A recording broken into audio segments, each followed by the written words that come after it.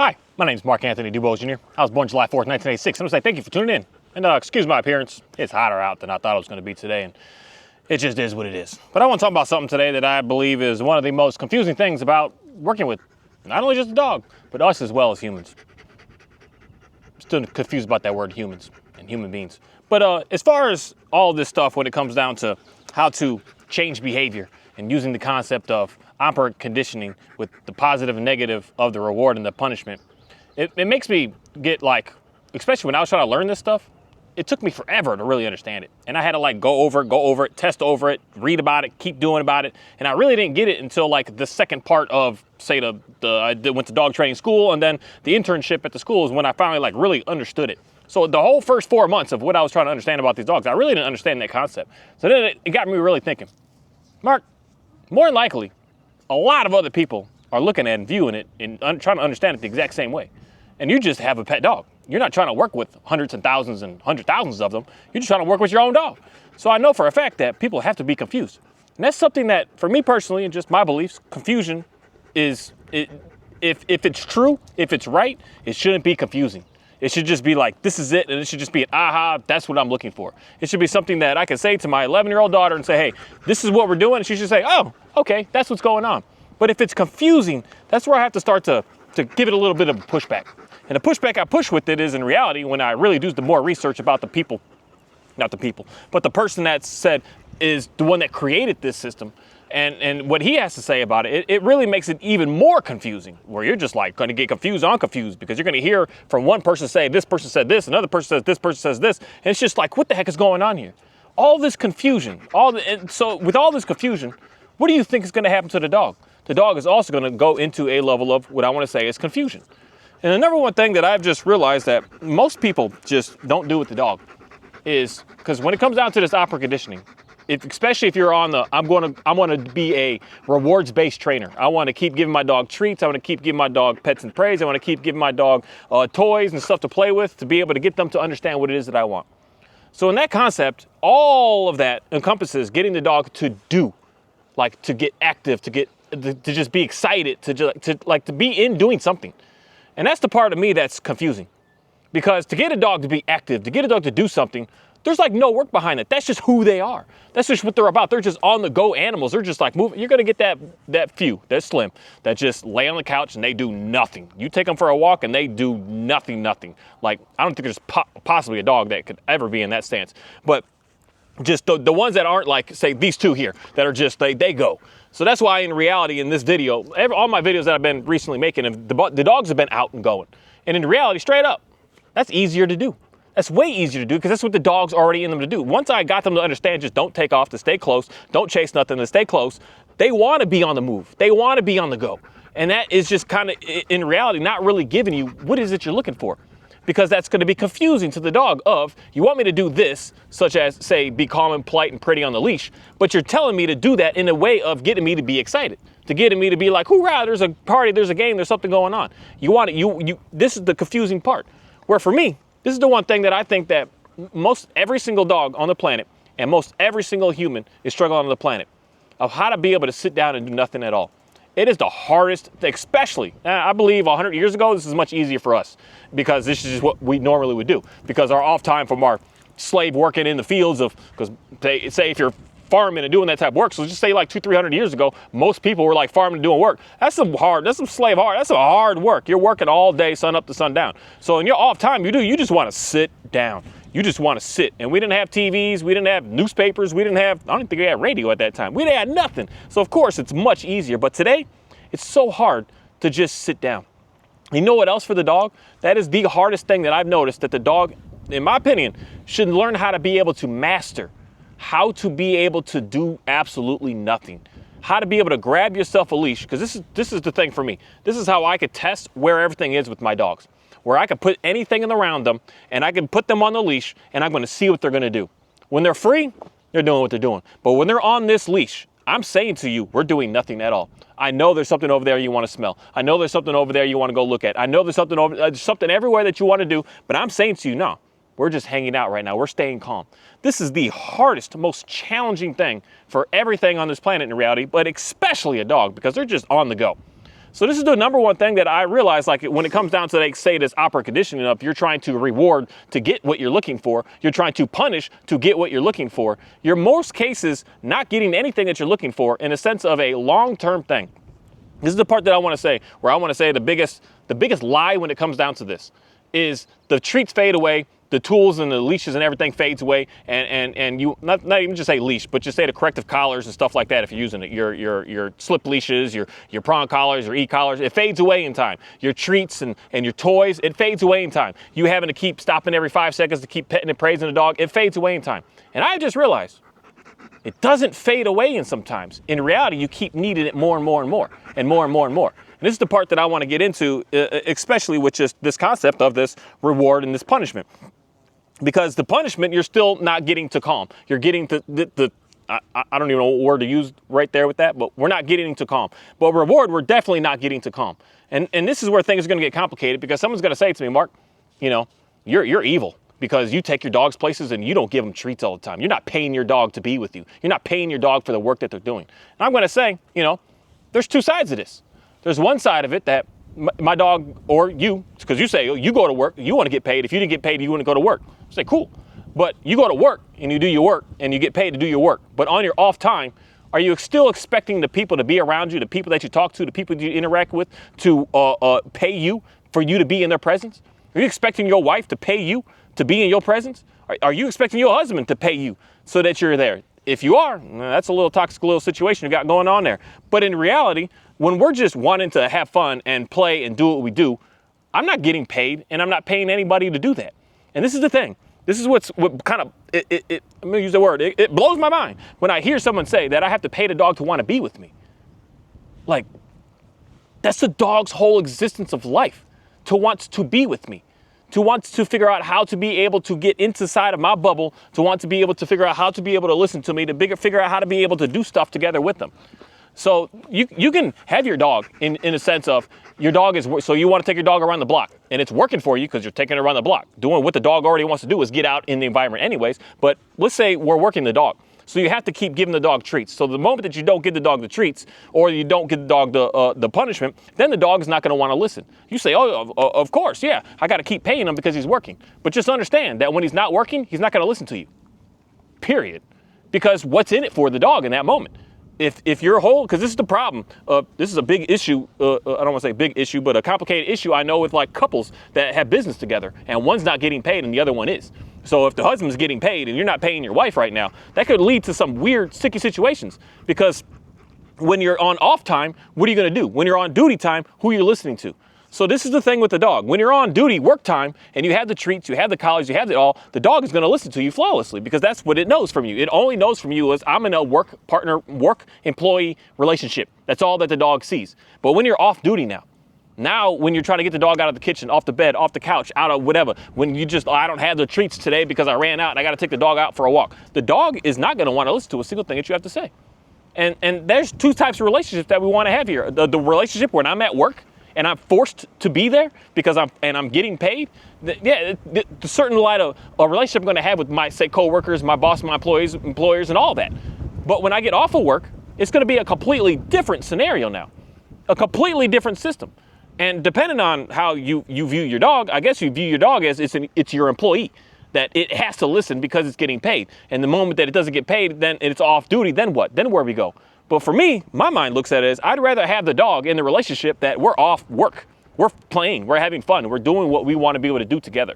We're able to just be able to relax and be able to hang out and be able to go places and be able to make stuff happen together. We're able to just sit on the couch and just get some pets and just hang out together. We're able to just lay comfortably and just hang out with the dog and just pet the dog when I want. The dog come up, the dog go away. I can tell the dog get out the bathroom. I tell the dog get out the kitchen. I can just play and hang out, interact, and do whatever I want with the dog. Not in the sense of it's work, but it's in the sense of we're just hanging out. We're just, say, best friends. We're buddies. We're home. We homies. We just partners in crime out here. We're not here in the sense of this work because you're going to treat your employees and coworkers much differently than you treat your friends. And some of y'all, you think a lot of y'all coworkers are your friends, but in reality, they're not really your friends at the end of the day, unfortunately, because of the concept of reward and punishment. They're constantly, you're in this battle of, I need to outperform you so that I get the promotion. I need to outperform you so that I get the bonus. That's kind of what's always kind of going on in the workplace stuff. And it's going to start to get a little bit hostile. So you may be friends, but you're not really friends, because there's always this level of competition that's just about, like, in reality, are you going to be able to eat tonight? And I would never want to be in a competition with my dog in that sense. That I have to keep. This is why I just see this. Why the treats don't go away. Why the corrective collars don't go away. Because you're always in this battle of, I have to perform, and we're both trying to perform to get the bonus, basically. The easiest way to say that. But what I want in the end is, we're not here to compete in the sense of our livelihoods, to be able to eat, to be able to survive, to be able to do anything. But we may compete in, let's go play a game of basketball. Let's go run. Let's go do something. And we could compete in that manner, and we could still be friends. And in a completely different way, that's not in a hostile sense. That's not in a jealous and envious type way. That it's just we're just friends and we're just hanging out.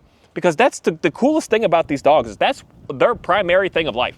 Is they want to know how to be able to relax and be able to hang out. And it's for us to be able to bring that to them, not to bring them into a level of excitement, bring them into a level of competition to be able to have the chance to be able to be with you. That's what a lot of like the games come into. If you're trying to play that, say tug or let's just go on that one, trying to play tug to convince your dog to walk by your side around the block. You're playing a game that it's just this back and forth of, I need to perform to be able to be with you. And if I don't perform, then I'm not going to be able to have a chance to be able to be with you. That's hostile. That's what, unfortunately, like most human relationships are going today in reality. You have to perform for that girl for her to still want to stay there. And the second that you don't, she's like, oh, I'm going to go find a new guy. It's all about these things that you do, not just who you are. I want the dog to just hang out with me, but just because of who I am. Not because of anything at all that's going around. And the coolest thing about the dog humans are kind of the same way, that we've been genetically made to want to be with each other. Like, we want to be with each other. We want to be side by side with you. We want to do stuff together. That's all our genetic makeup. The dog, the human, and the horse. We want to be together. It's like in us that's just our desires of what we want. And nowadays we got all this extra work stuff, so of course we try to put that everywhere and everything. But that's not a way of saying, if you're looking for a spouse in the sense of, I only am going to stay with you because of the work that you do for me, that relationship is not going to last. It's going to fail. It's going to fail, and if it doesn't fail, it's going to silently fail. And it's not going to be openly in the sense of everything is looking good and everything is nice. It's going to fail. And because there's no way, there's always going to be that time that someone's going to mess up. There's always going to be that time that something is missing. There's always going to be that time that something is in lack.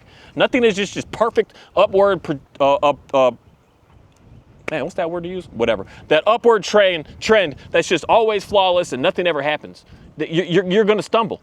And that's what I see starts to happen with like these dogs, and why we can't like stop getting away from the treats and the corrective collars.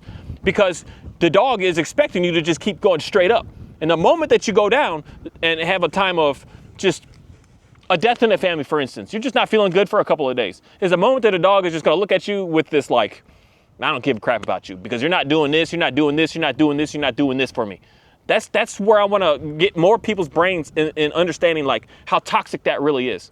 Because that's how our dogs are treating us, because that's how we're treating them. So why would you think that it would treat you any better if you're sitting here trying to manipulate it to be with you, as opposed to asking it to say, hey, will you be with me? And this is the cool thing about, humans is different because we can communicate. I can say to you, do you want to hang out? And she says no. I'm like, oh, okay, well, go do what you do. And the next person, you want to go hang out? Yeah, what are we going to do? Let's go to the park. And if they're like, oh, no, you need to buy me this, you need to this. Oh, okay, you go buy that stuff over there. I'm just going to the park. Because in reality, how we know that a relationship is going to be good is we could do nothing together with each other. We could be and not having to have this huge hoopla experience and everything's exciting, everything's all fun, but we could just be together.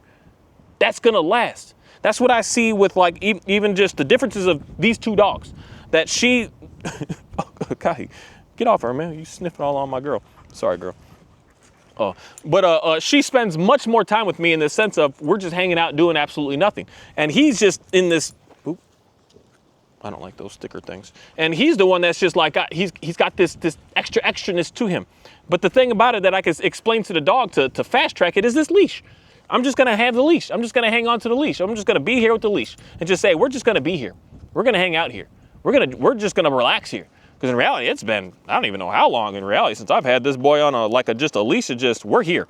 Like every day I walk him a little bit just on leash just to make sure that I'm working with getting him to turn his nose on and off, that I can just know that I can keep the leash on, but I might have it on him for like 2 or 3 minutes where I rarely have it on him. And it's showing today in reality how much that I don't do that with him because of how he's just not wanting to settle down right now. He's just on the go. And this is how I can fast track me and him to start to get more and more linked in, more and more just in tune with each other. I get him to calm, I'm calm, and now I can say, okay, now here, let's go do something now. Let's go make something happen. Because this is the hardest part to get. And this is the thing that most every single person should be working on and practicing up front. Not practicing getting excited, because that's what the dog already represents. That's what we as humans also really want. We want to be excited. But we want to practice up front and spend the most amount of time in just boring and just hanging out and just being neutral and just relaxing and just being able to get that everything to calm down. Me, everything, all of us, all around to just be able to calm down. Because right now, like in reality, if this is your, I mean, he's not so bad because he's not like pulling on my leash. But at first, if he's pulling on the leash right now and you're trying to sit here and hang out and you're trying to get him to calm, you're going to start to get irritated. You're going to get irritated because it could take 20, 30 minutes of just sitting here with the leash and hanging out with the dog. You're going to get irritated. The moment that you get irritated, you're not calm. And if you're not calm, then the dog is not going to want to join you. It's just going to keep on wanting to keep going. But when you keep doing it over and over and over and over and over, and you start to find peace in being with each other, then that's when everything is just going to start to want to work in tune with each other instead of working against each other. But when all you're focused and worrying on is how to get, sorry, I'm just being picky looking at any kind of bug on this dog. But if all you're focused on is all the excitement and all the everything, you're not going to really know. That's not going to bring peace. That's going to bring like, I need that exciting explosion again every time that we're with each other. And if that exciting explosion isn't there, then I don't care. I don't want to be next to you. I don't want to listen to you. I don't want to be around you. But when you're able to stay calm and just be in a complete calm, complete neutral stance, then I don't need any added thing to get them to want to be with me. They're going to want to be with me because of that calm. Not because I'm sitting here just yanking on the leash, forcing them down, because this is where a lot of the obedience starts to get a little complicated. Because once you tell them down, once you give them that command, and they don't get out of that command, you have to do something about that command. And in most cases, unfortunately, it's going to come down to a corrective, I'm tired of using that word, a punishment type thing. I'm just going to use just straight words. It just is what it is. Because it makes sense in my brain of using reward and punishment. Reward and correction just doesn't make sense to me. It doesn't flow out of my mouth. And I say that word to try to make it sound pretty, is what everyone's trying to do, is just try to make it sound pretty. But it is what it is.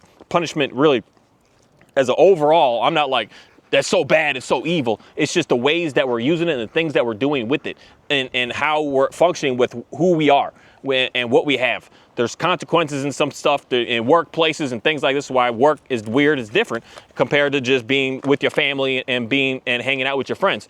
And that's why I would punish, Kahi? Girl, you got to give me a, I mean, we running this weekend, but she's about to come in the heat. I could tell all the boys are giving her that little extra look. Give me a week. We running this weekend. We running regardless. It's happening. We're not canceling this run. We're going to go out there and try to win this race. But when the dog gets up off the say place bed or the down command, you have to apply some sort of punishment. And that punishment comes in, and then that's where things are going to start to get weird, because we're no longer just hanging out. But when we're just hanging out, hold on, excuse me. Give me a second. Okay, I got to sneeze. But when we're just hanging out and there's no, say, command involved other than just the expectation of you just going to stay with me on this leash. Man, hold on. Excuse me. You're going to stay with me on this leash. There's no rewards and there's no punishment. There's no excitement and there's no nothing. There's nothing going on here. And once we start to get that as our baseline, then I don't need to add anything to figure out how to be able to get the dog to transition to something different. The expectation is, hey, we're just staying calm. As long as you're staying calm, That's all that I care for. I don't care if you're sit, I don't care if you're down, I don't care if you're stand, I don't care if you're doing even a somersault somehow being calm. But I don't think they could do that. But just being calm, I don't care. As long as you just, because the main thing in this whole video so far, he hasn't left. He's hounding her a little bit to try to like, let's do something, but he hasn't left. He's staying here. He's been moving around, but he hasn't pulled on this leash to like force me to like, he hasn't left. And that's all that I care about. And once he knows that he could just stand here and just be calm and just hang out and just relax, because I touched him right there and I didn't really want to touch him, but because I don't want to touch him, I'll do nothing. I don't want to bring any extra excitement and any joy, anything. I just want to be here and just be here. And then the dog starts to just, this is where I see, because I mean, literally stuff, I don't just talk, I do everything that I'm talking about. Because this is how I can have my dogs off leash and just stand here and let them go and be free and do what they do, and I don't care and I'm not worried. Because I'm at this baseline right here. They know I'm not taking off. They understand that. They know I can't be too excited. I have to stay calm. They understand that because that's what I've been working on over and over and over and over and over again. I'm not giving them something to perform. I'm just, the expectation of we're just hanging out. Because that's what, in my opinion, what a great, good, amazing a relationship is all about. Not that I have to do something for you so that you want to be with me. If I have to start getting into that, I'm not going to be able to keep up, because everything gets old. Everything gets old after a time. Everything. You may like that hug that girl gives you, and it's so exciting at first, but someday you're going to look at her and be like, just get off of me, get away from me. Everything gets old. And once it gets old, that's the part where it's like, well, what do we do now? This is the part that a lot of people have struggles with, why dog treat companies and everything is getting huge, because they start giving them a specific treat and it gets old. And then the dog's like, nope, what you got now? And then you got to find something the next, and then you got to find the next, and then you got to find the next, because everything gets old. That's why you have toys galore. The dog gets a toy at first, and at first he loves that toy. He's like, this is our toy. But what happens? It gets old. And a week, 2 weeks, 3 weeks later, it's like, I need a new one now. Now you got to go buy a new one. Oh, he likes this one. Oh, he likes this one. You just keep going and going and going, because everything gets old. And it gets old. Oops, sorry, girl.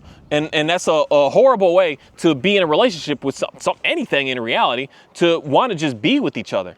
Because you have to keep upgrading as opposed to just being who you are. I could be me always, always. That's why this dog is probably the most neatest that I've ever had so far, because I spend a lot of time with this dog.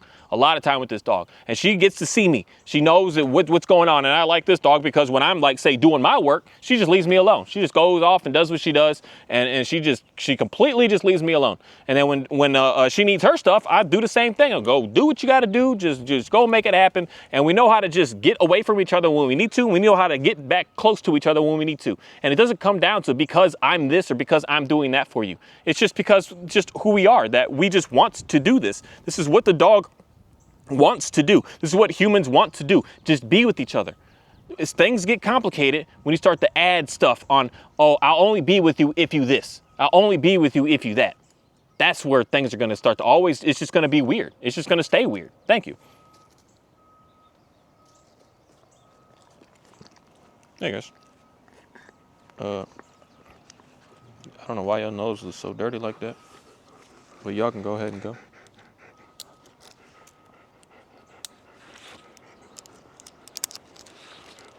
You can go. You can go. You can go.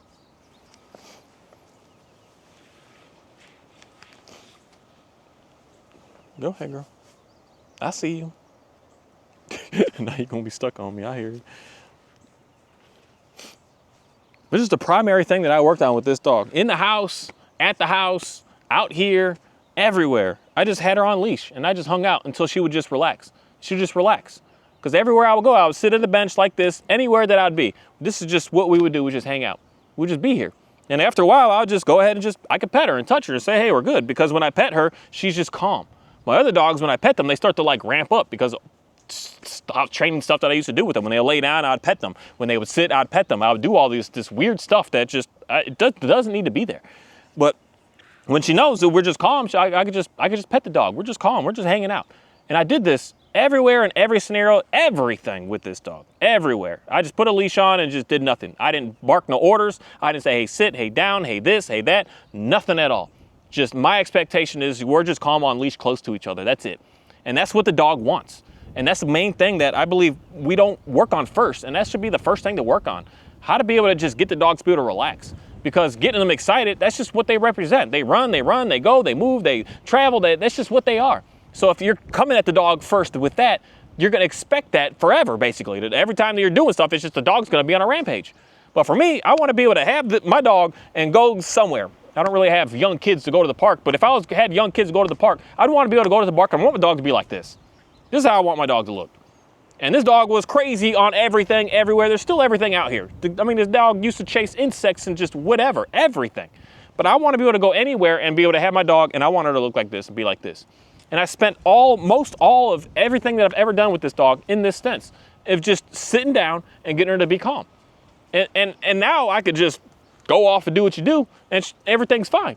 But if I was worrying about getting her excited to sit, getting her excited to stay, getting her excited to be on the leash close to me, if I would let her off the leash right now, the first thing that she would do is get into that extra excitable stance. And if she's in that extra excitable stance right now, that's where she's going to see the squirrels, see the bugs, see the whatever. She's going to go, and just not want to get out of that. I want to do the opposite of that. And that's what's weird, because in reality, when you think of operant conditioning with the positive and negative punishment and reward, it's the opposite of what B.F. Skinner was actually talking about doing. It's weird that it's literally like a 180 opposite. It's the opposite of what he was stating, what that actually really represents. It's the opposite. So when you do the opposite, you're going to end up getting the opposite of what you're seeing. If you're seeing a dog that is just all wild and sporadic and crazy, you need to do the opposite of that to get a dog to be calm, patient, relaxed. And that's the main stuff that I want to keep talking about, and especially coming down to that concept of thinking that if you're paying the dog to be with you, you'll never get out of never having to be able to pay the dog to be with you, and not allowing the dog to do what it wants. It just wants to be there. And the same thing that I'm going to say about hopefully your children and everything else. They just want to be there. You don't need to, because we get stuck in our brains today. Oh, I got to take my kids to the theme park. I got to take them here, got to do this. No, they just want to be there. They just want to be there. They just want to draw and color and paint and go get sticks and just whip them around. They just want to be there. And that should be the same thing with your spouses. They should just want to be there. If you have to do this, have to buy this, have to this, you're not going to get out of that. And it's only just going to keep going and going and going. And a lot of y'all, you're seeing that in life right now. And I want to be able to speak a little bit more on that concept to just get people to think about what you're actually looking at and what you're actually hearing from, say, even coworkers about their spouses and everything that's going on with them. You're like, man, why you got to keep buying this? Why is she doing this? Why is she doing that? Why you got to this? Why you got everything on lockdown? Why you got a mirror image of her phone so you can see everything that she's doing? Why are you doing all these things? You're doing these things because y'all both don't actually want to be there. You're only there because of the stuff that's being given to you, not because you just enjoy it.